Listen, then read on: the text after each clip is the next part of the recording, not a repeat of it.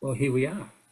I'm sitting with Claire Marshall, who's made a lovely cup of tea, and she's got the kids gone off somewhere to do whatever kids do, with presumably husband or something. And we're going to have a follow-on chat from the discussion that I had with Amanda Reeves just the other day. Now, Claire and Amanda have worked together and done some delightful things. And the last thing that I saw was the Museum of the Future, which was an absolute triumph, I think, of imagination, and it was just terrific. And I hope that you do more of that because I think it's very powerful. But Claire, you know, you meet someone down the street and they say, what do you do? How do you introduce yourself? I mean, I know that you do all sorts of things and that you head up certain institutions, that you're about to, you've almost finished your PhD, all sorts of great things. Don't look so burdened, it's all fine. So how do you introduce yourself? Hmm. Well, yeah, it sort of always depends. I used to say, I help people think about the future. Well, I used to say I do futures thinking, and then everyone would say, "Oh, is that like financial trading?" And I'm like, "No, no, it's really, really, definitely not that." And then I used to say I help people think more coherently about the future, but I'm not really sure if that's accurate anymore What's because this experiential? Tell me, I love your little thing online. I well, still think it's so cool. yeah, I mean, I guess I think that like my questioning of like getting people to think coherently about the future. I mean, I think that's an important part of futures thinking, but I also think we need to feel and we need to experience possible futures because in some of the research that I did for my burdensome PhD, one of the things that I found that I just think was it sort of stuck with me really from the beginning was that research had been done that we have these kind of different ways of processing information. We Yeah. have analytical, we can kind of understand that where we take information that we've got and we analyze it. And then we have experiential, which is much more embodied. It's much more, thinking of processing information with our entire being, not just with our brain. And what this research found was that in times of uncertainty, we tend to rely on our experiential knowledge. Yeah. So I mean, to me, when it comes to thinking about the future or possible futures, there is no possibility to have an experience of that future, you know, but there is certainly all this possibility to have adjacent or aligned experiences of possible futures. So, Yeah. Yeah, I think that's a really good description of what I see you doing because yeah. I think futures thinking gets us so far. It's very useful and it Mm. should be the basis of our knowledge, of our practice in terms of, you know, the tools that we bring to the table. But I'm really focused now on futures feeling as Yeah. an embodied, empathic, imaginative, creative leap of faith Yeah. through this. Yeah. And I think, look, because, I think my area of interest in futures is community futures. It's not corporate futures, but it's how do we grow futures capability and in communities. Yeah.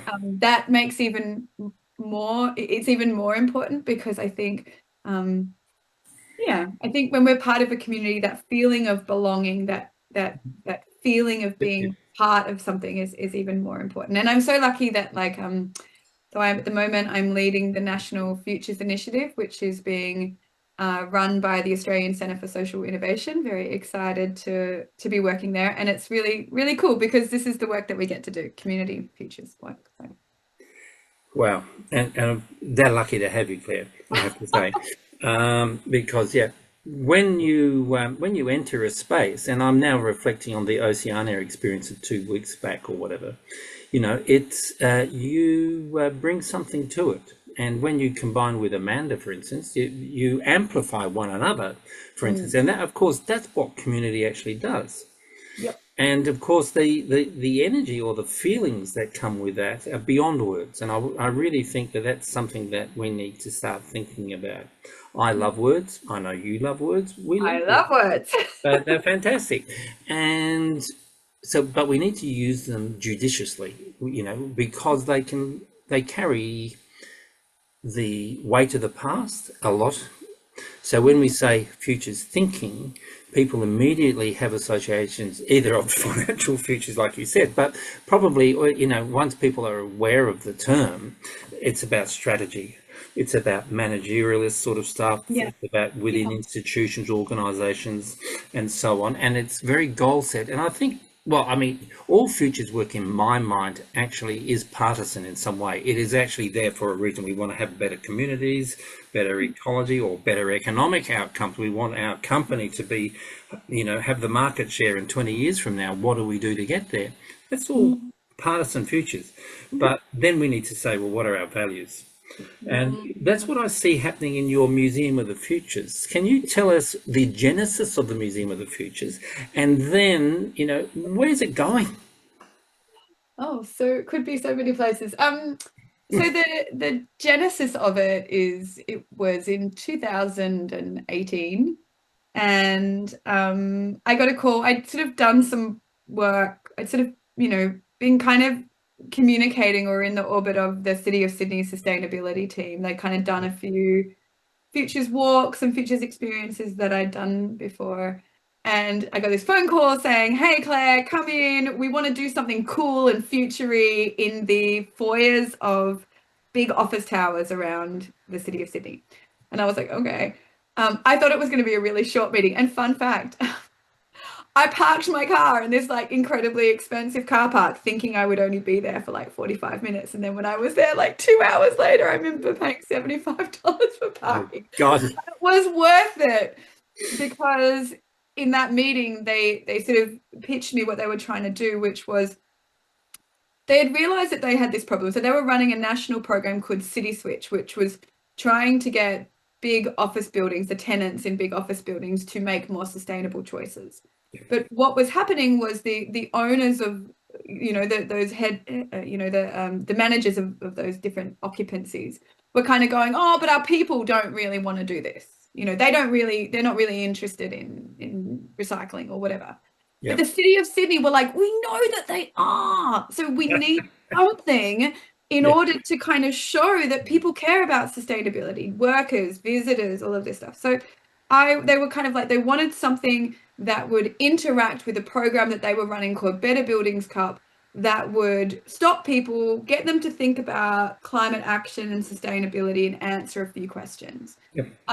And so I remember just being in that meeting thinking, what's in the foyer of an office building? And I remember this image of like football memorabilia, Yeah. like a football and a jersey kind of came into my mind. And then I was like, what would memorabilia from the future look like? That's kind of interesting. Yeah. And easy to move around in these office buildings. So that was really where it started. I then found out that like I'm obviously not the first person to have an idea of a museum that's set in the future. No. There are other ones. But yeah, so that was kind of the genesis of the idea. And so they gave me, I think it was only $10,000. It really wasn't very much money, to create this exhibition. So I created 10 sort of artworks, 5 that spoke of different futures that we could have if we took action on climate, and 5 that spoke of these futures, what would happen if we didn't. And the key thing in all of them were they were plausible, they were based on weak signals, but there also was a little bit of humor in them, Yeah. where you could sort of enjoy this. It wasn't like a big slap you in the face thing. It was sort of a little bit funny, in kind of like, one of my favorite ones. I'm actually from WA. I grew up in WA, and if anyone knows WA did not really want to be part of Australia. And at various moments in time, people have been like, should we be part of Australia? And so we wrote this, I wrote this narrative, which was we were shooting our waste up into space because we'd run out of room in Australia landfill. And it missed its orbit and came down in WA. And as a result, WA were like, we're seceding. So yeah, there was just a little bit of like something kind of funny and in each of them. That's beautiful. That's beautiful. So going to wave this again. I wave this all the time at everybody. This is Caitlin Noakes's little.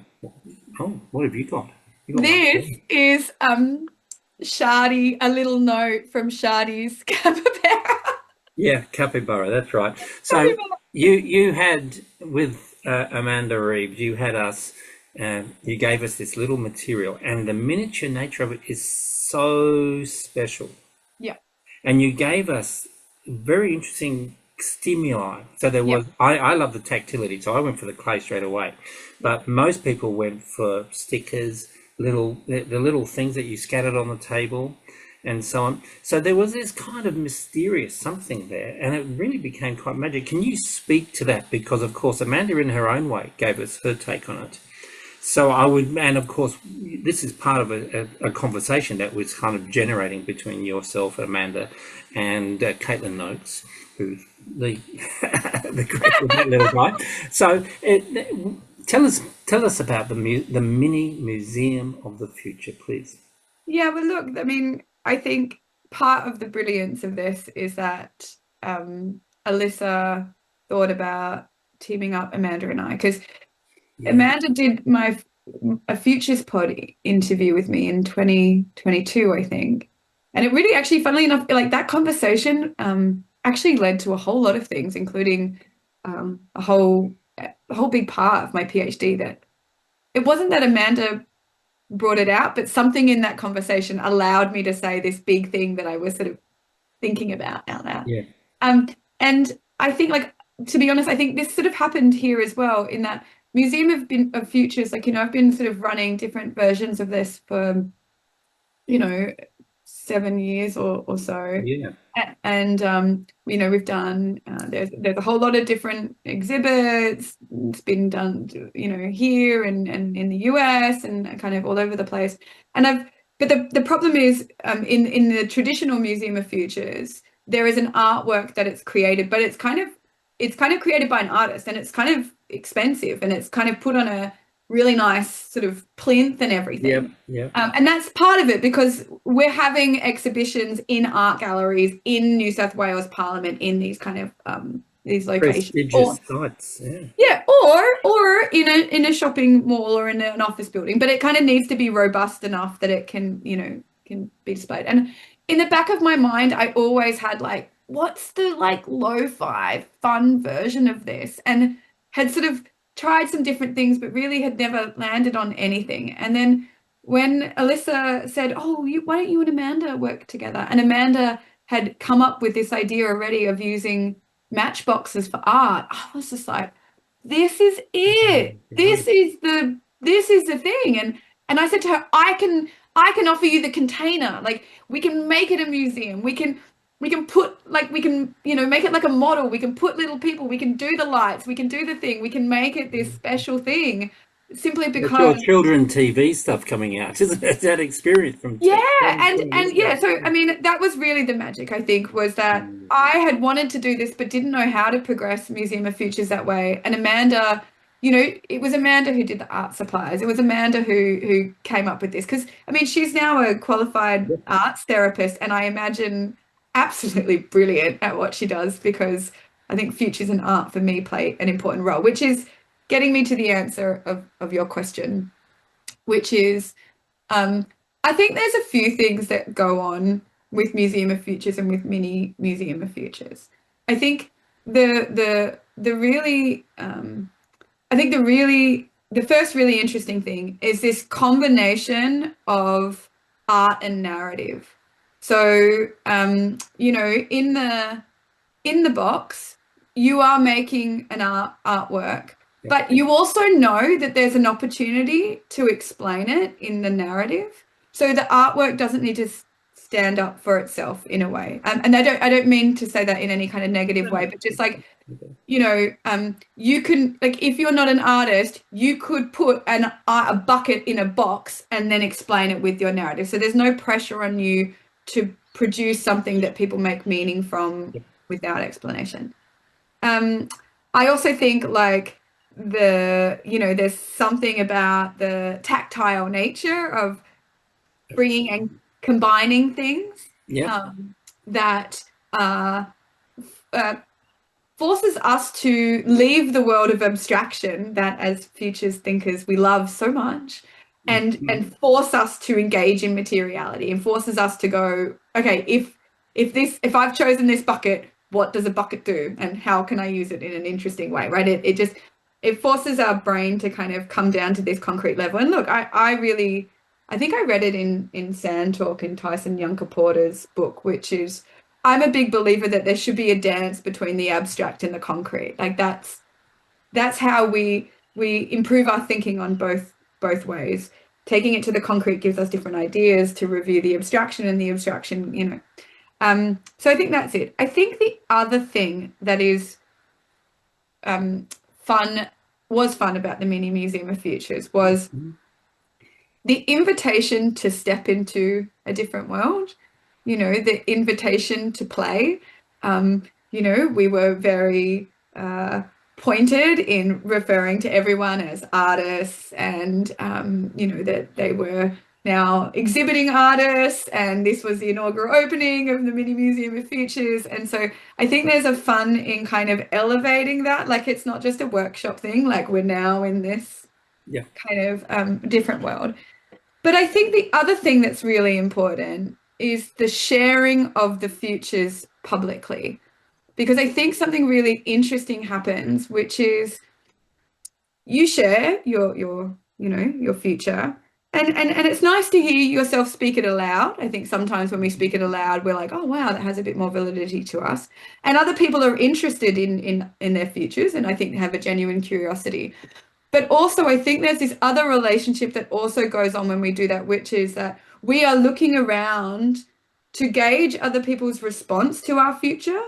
And when they're like, ooh, yeah, and like there's these positive responses to us, I think it kind of can shift, probably not, maybe not in the Oceania's Futures Symposium's audience, but it can shift some of the dominant narratives that we have around what we think other people think about the future, because we're getting this feedback that people agree with our future. Because one of the interesting things that I've found when we've done big Museum of Futures exhibitions is that people are genuinely surprised that all the futures kind of feel like they're in the same world.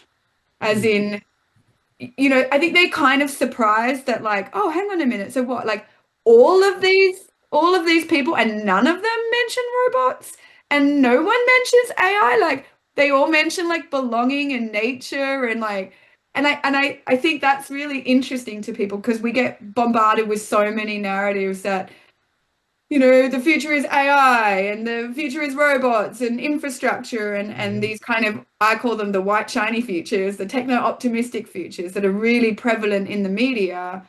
And then when people hear other people's futures and the futures that they want or dream of, maybe not nuclear capybara, but people kind of go, oh wow, okay, actually, you Yeah. know, this is not so different. And I think that can be kind of a aha moment. Again, probably not what happened at the Oceania Futures because There was a familiarity there that the future, it was like a futures collage, it was. you Yeah, know, it and was.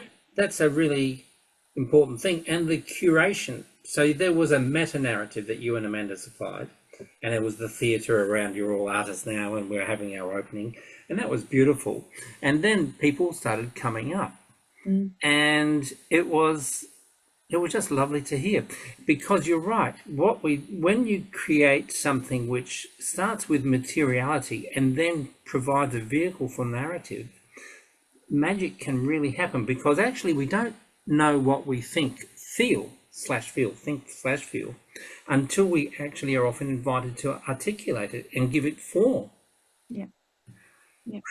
And that to me is super special. Yeah, and I think also give it form in front of our peers. Mm, And when you have the support of that, when you have people like going, "Hmm," like that, I think that it sounds really weird, but I think that future like digs into you a little mm, more, you mm, know. And I'm a big believer of, you know, that the more concrete we make our images of the future that we have in our minds, the more we can see the signals of them out in the real world. I really firmly believe that. So I think that like, yeah, that's there's something else like transformative about that, being able to do that in front of people and have them go, yeah, your future's amazing. So, I mean, there are a number of things that I guess cluster in my mind around what you're saying there. One is the need for affirming community. That's not the echo chamber type community that we get on social media. I think it's human beings with being with one another who, and the Oceania crowd were very diverse. We weren't all from the same patch. There were consultants, there were Yeah, government people, there were people who were just curious, yeah. and there were people who practiced different kinds of futures. There were people of different ethnic backgrounds and quite diverse. And so it was beautiful in that way, but there was something around which everything constellated. And I think the timing was important. The way that the Museum of the Futures came towards the end of the second day, it was only a 2 day workshop or Yeah. conference thing. So that timing allowed people to, in a sense, harvest their experiences. Yes, and that was a very conscious choice. Yeah, And in yeah, fact, like that was part of our instructions to everyone was that, this is a way to process information. This is a way to process what you have heard and to pick out the yeah, things. Yeah.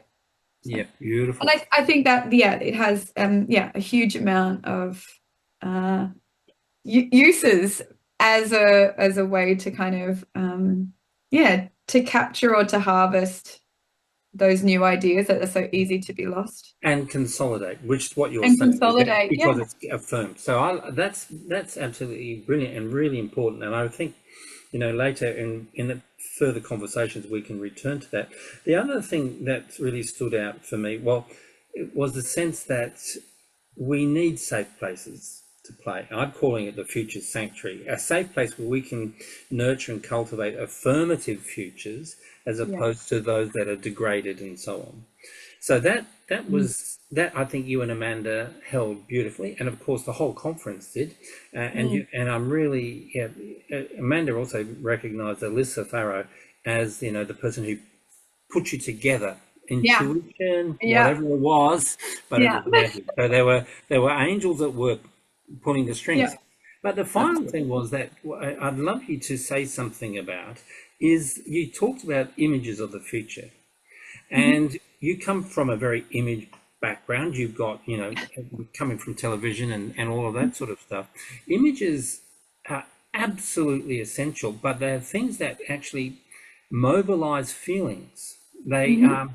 you can do a semiotic analysis and stuff where you apply words to the image, but the image comes first. Can you Mhm. can you speak to that a little bit? Because I'm really interested in what you think about that. Mm. Yeah. I mean, I don't have any I don't have any direct experience on like or knowledge on like the connection between images and how we think. But what I can tell you is that um in my work, I found that like metaphors and analogies are are so useful in Mm. explaining the dynamics of relationships. So are stories, right? But if you can have a story that has a metaphor or an analogy in it to describe a relationship, that's so much easier to think through Yeah. than to describe a relationship. So I think there's an important kind of aspect to mention there. I think images, and I would take it into probably the realm that I know, which is like art. Yeah. Is that um, futures are so ephemeral, right? Like they're so ephemeral, and it's we were having a conversation earlier about words, and I think one of the difficulties about words is that we never know what is the cognitive understanding of somebody else behind those words, like I write a lot about capitalism. I have a very clear understanding of what that means to me because I've spent like 6 years researching it. But if I say that to my neighbor, their idea of what capitalism is completely different. And I don't actually know what it is because a lot of people are sort of can be defensive. But when you have an artwork or you have an image, you don't you bypass that, right? Because it's there. We're using different senses to engage with Absolutely. it. And I think when you've got an object, what's really interesting is that it's really undeniable, especially so you have this weird cognitive dissonance where someone says, here is an object from the future, where your brain is like, so it's from the future, so it doesn't exist, but my mind is looking at it and it totally does exist. So I think you're much more willing to kind of feel into it. But Yeah. the other thing that I think is really important about art is that um, is that we invite, even though we're looking at the same object, we kind of invite different perspectives. That's part of art, Yeah. is that we kind of discuss it, that we kind of go, oh, do you like this? Or like, what do you think this means? And like, it's really okay to not know. Like, that's part of the Love it. engagement Love it. process. Yeah. So I think that's kind of some of the things that are working here is that our brains are sort of a little bit tricked into, okay, this is a thing, like I am going to experience it. So we're tapping into that experiential mode of processing information. But then we've also got this playful kind of all interpretations are welcome, which is very different from like a report or even a scenario, Yes. you know, Yes. where we're kind of like, oh, well, you either like go with it or you don't. Like, there's not really this opportunity to kind of, Yeah, I think we're circling around something really important here in the future's feeling sort of domain, where the image, the story, the narrative. You were with me, I think, when we did that 15-minute little dance thing where I moved people around the room. Okay, because they all hack that cognitive defense mechanism you're touching on. mm, yeah, And I think one of the most transformational things for people is to actually be allowed to step out of their cage. yes. I mean, if I want to blow up this conversation Okay. in a bit of a bigger way, I mean, I think there's a real problem in how we are even conceptualizing intelligence and as I think this has risen to the forefront with discussions around artificial intelligence, but we don't know. We don't really have a good definition of intelligence. And so we kind of situate it in cognitive and productive, Yep. and we don't situate it in intelligence being in our body and our mind and our senses in relationship with what is going on around us, right? We just go, oh, like it's a, I think we're having a really reductive conversation about what thinking is worth doing. And I think that, yeah, I mean, I think that's the thing that got me about the Oceania Future Symposium was that I'm so often the only person doing the experiential work in the room. And then I arrived and like everybody is doing it. And it was Yes. glorious. And this is how I think we also get over our polarization. So, you know, we're in this society where, we are encouraged to share opinions that then are public, and Yep. everyone finds it very difficult to backtrack, and we're all tempted to have opinions about everything and to know everything about everything. But I think like when we can invite play and multiple interpretations and feeling, that's when we get transformation. It's Yep. not, I don't think I think we can transform by getting new information, but we tend to need to see it a lot of times. It needs to tend to come from someone we trust. We tend to need to see it modeled. But I think when we have an experience where we feel something, I think that transformation is it's much easier. Yep. I love that, Claire. And I think, I mean, we're rapidly approaching the end of this little chat, and we'll continue it in, as I've said, in in a kind of polyvocal way. I think that would be really interesting. But you know, the for me, you touched on, I guess, some sort of productive ignorance. The ability to hold not knowing. Mm, There's a paradox working away here where we have a reductive understanding of intelligence and thinking. I think we can come back to that because I think intelligence is actually a cultural asset when it's deployed effectively. And I think the people who do really the most effective futures work have very high levels of interpersonal, yeah, intercultural intelligence that yeah, they deploy. And it's not smart. It's being able to yeah, be present and to hold something. Maybe you could yeah. speak to that at the very end and we'll then wrap this up. Yes. Yes. Well, look, I think the big thing for me in this interpersonal intelligence is that I think we've reached a point where we're all kind of aware of the effects of colonization and unfettered capitalism and all of these things. And we're understanding that they affect marginalized people, but I think we're also beginning to understand how they affect us, how they affect the way that we think, the words that come out of our mouth, the way we prioritize cognitive intelligence over emotional or embodied intelligence, all of these questions. And I think that that's why this this feeling into things, that's why this embodied approach is really important, because I think this gives us the greatest evidence and insight into checking whether those narratives of colonization are affecting our thinking or not. It's in those moments where we feel uncomfortable or things don't feel quite right, because I'm actually a really firm believer that when things go bad, humans drop all that. Like, I tell the story often of like being in the 2022 floods in a town that was so divided by ideology over vaccines.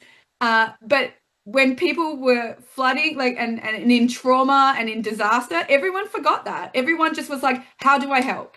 How Yeah. do I show up? And how do I help my neighbors and my community? And I think that's why this feeling thing is important, because our feelings are actually giving us an indication of when those dominant narratives of capitalism and colonization are actually influencing how we think. Yeah, I think there's this sense of intelligence that separates the analytical, and then there's the synthetic intelligence, which to me is heart intelligence. I would call it love, actually, not in Yeah, that sort of gooey romantic stuff, but there's connection. this sense of love, this relational connection. And when the bottom line is that yes, when there's real problems, most people turn up and show up, Yep. regardless. Yep. Oh, that's beautiful, Claire. Do we stop here? What have you said? Have we said enough profound things for people to go on and think about? I don't But know, but that's mm, really interesting. Yeah, I'm with you, Marcus. I actually think it's care. And I think that I said this a million years ago to someone. I said, I think care is the greatest act of futuring we ever do. yeah, You know, I yeah, care for my garden, not because of what it gives me today, but what it will give me, what we will share. I care for my children because I want to see, I care for how, what, their futures. I think ultimately, like, yeah, yeah. care, and that's why you've got Care. the Care Bear behind you on the couch. I like Yeah, that. more like, That yeah. snoozing sort of character. Well, we'll stop there. I want to thank you for giving us a little bit of your time and thoughts and heart. I feel, and that's the thing about the Oceania thing. That was a lot of heart there. That Wasn't it? feeling of love in the room was palpable, and I think that's really what I get off on that. Me too. And I have to admit, I didn't really want to go because I'd already done quite a bit of travel in March, but I got there and I was like, this is what I needed. This Yeah, is why I'm tired. I'm tired because I haven't been connected to my community for so long. And it was nice, so wonderful. nice. Okay, well, I want to thank you. You can have another slurp on your tea. I'll just start to slide, do whatever magic has to happen here.